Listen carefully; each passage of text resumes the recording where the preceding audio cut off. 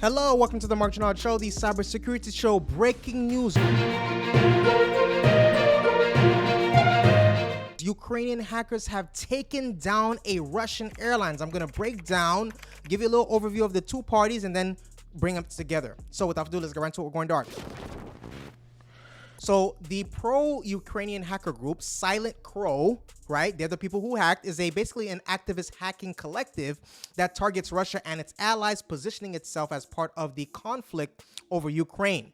Now, they have been emerging publicly on Christmas Day 2024. Silent Crow gained notoriety with a series of major cyber attacks against Russian entities, notably the Russian state-owned airline Aeroflot I'm going to cover it now. So the attack crippled Aeroflot's IT infrastructure, forcing the cancellation of over 100 flights and resulting in the destruction of about 7,000 servers and theft of 20 terabytes of data, including passenger information spanning many years. Silent Crow collaborates with other groups like the Belarusian cyber partisans who share similar motivations against Russian and Belarusian state targets. So Silent Crow claims its operations are prolonged and extensively planned, involving social engineering to exploit personal errors and outdated technologies such as Windows XP within Aeroflot systems. So the group's messages emphasize targeting critical infrastructure without ransom demands, reinforcing their political motivations aligned with Ukrainian interests.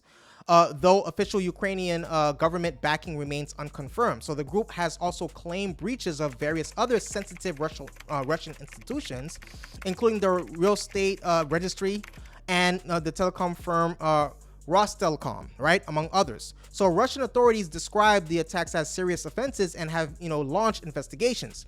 So the Kremlin and Russian lawmakers have responded with calls to reinforce cyber defenses, labeling such hacktivism as part of broader hybrid, warfare against Russia.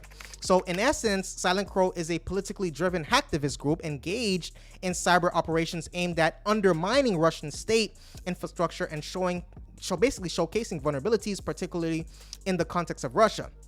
So, the Russia-Ukraine conflict. Now, that's a little bit about them, right? But Aeroflot is basically a flag carrier and largest airline of Russia, headquartered in Moscow, right? And it's majority owned 73.77% by the Russian government via the Federal Agency for State Property Management, with the remainder being publicly traded shares. Now, basically, the corporate structure of Aeroflot is basically a publicly traded joint stock company, PJSC Aeroflot, right? The government maintains majority ownership, which is probably why they wanted to get at that, right? Now, it's approximately 42.3% market share in Russia and carried around 55.3 million passengers in 2024, including subsidiaries. So, Aeroflot owns several airlines, notably, the Pobeda or the Russian Airlines. Basically, those are a low-cost carrier.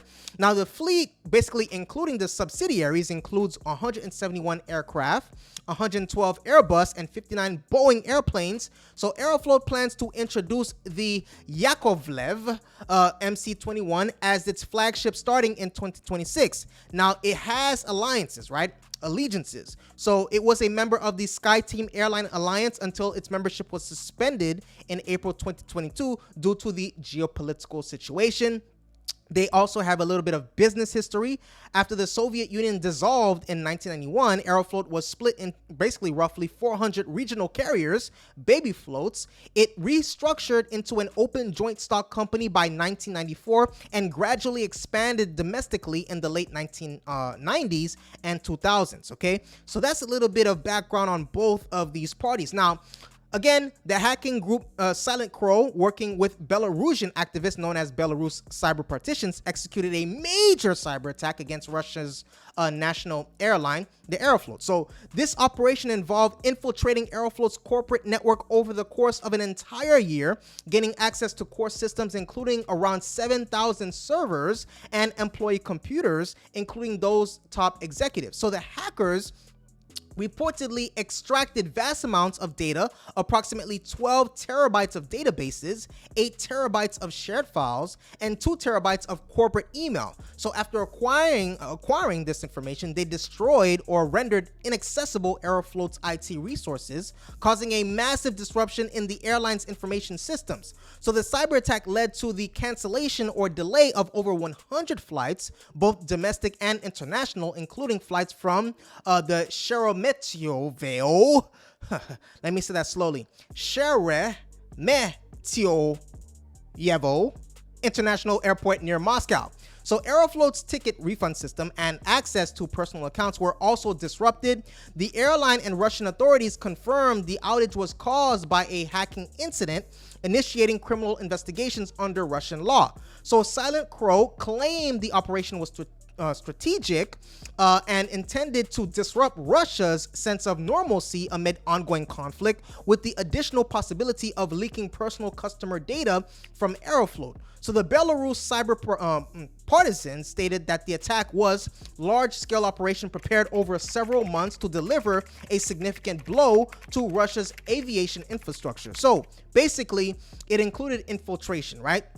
They gained access to Aeroflot's corporate network for about a year by exploiting vulnerabilities. Those vulnerabilities were social engineering and phishing, right? Silent Crow used social engineering tactics to exploit human error, such as poor password hygiene among Aeroflot employees. As an example, the Aeroflot CEO had not changed his password since 2022, which the hackers cited as a security lapse. The next vulnerability was the legacy and outdated systems. So Aeroflot was still using obsolete operating systems like Windows XP and Windows Server 2003, which lacked support and security patches, making them prone to compromise. The third vulnerability was the possible supply chain compromises and zero-day exploits. While not publicly confirmed, it is typical in such persistent attacks to leverage vulnerabilities within third-party software suppliers or previously unknown zero-day software flaws to maintain long-term access, right? The next vulnerability was the weak credential management. So neglecting password security, right?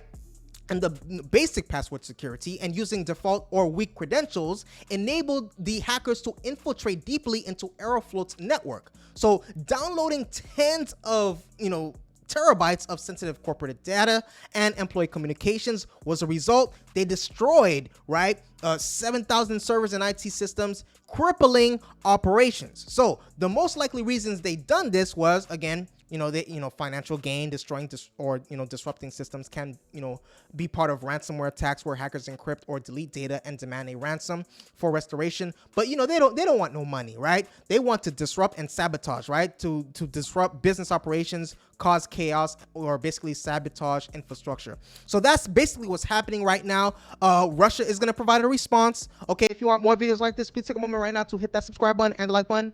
I appreciate your viewership. Stay safe and see you in the next video.